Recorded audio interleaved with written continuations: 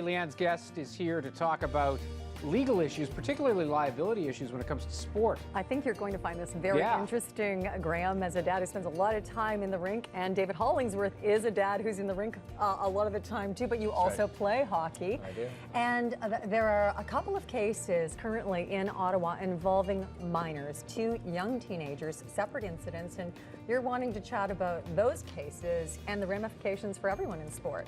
Right. Well, those are 2 cases, Leanne, and I'm not involved in either of them, but as I understand it, there were 2, they both resulted from hockey games where you had a hockey player who did something on the ice that to another player that caused them to be charged criminally.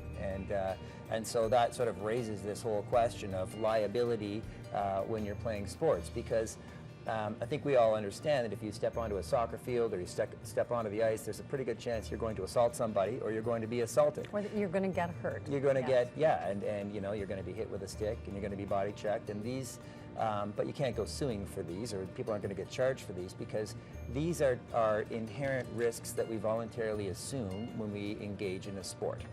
There are elements in both cases, though, that make you incredibly interested in watching how it unfolds. Right. And that relates to video, videotape. Right. Now, so many sports, almost all of the games your kids play now are videotaped, and that's for coaching purposes, but it also does come in when there is a situation like this. Yeah, exactly. And so, like when there is a situation like this, I mean, often before there was video, you would have to rely on the accounts that people would tell, and the evidence is always tricky and dicey, because you're going to have one team that's going to say, oh well, it was just a soccer play or a hockey play that unfortunately something bad happens, and then you're going to have the other team is possibly going to be saying, well, it was an egregious act of violence.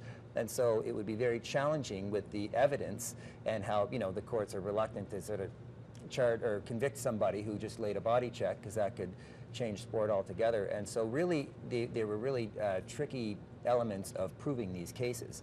And now with the advent of video everywhere, and I do have 3 kids playing competitive hockey, and I think every single one of all 3 of their games was videoed this year, that could change the landscape in terms of the evidence available in this type of claim. And hopefully it changes the landscape for educational purposes and deterrent purposes as well. So what are your overall thoughts? And I know you say it's very different when you look at sort of, what is it? What do you call your league?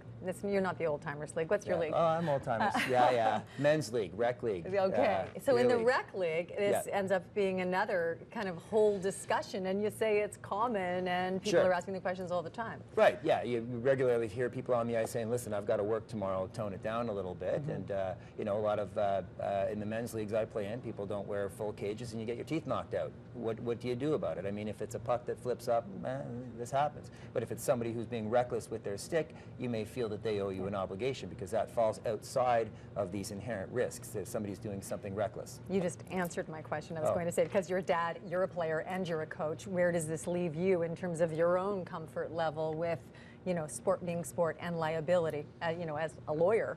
Yeah, well, yeah, exactly. As an athlete, obviously, I like the spirit of the game, and but as a parent, I want my children to be safe, and I want the players that they're playing with to be safe.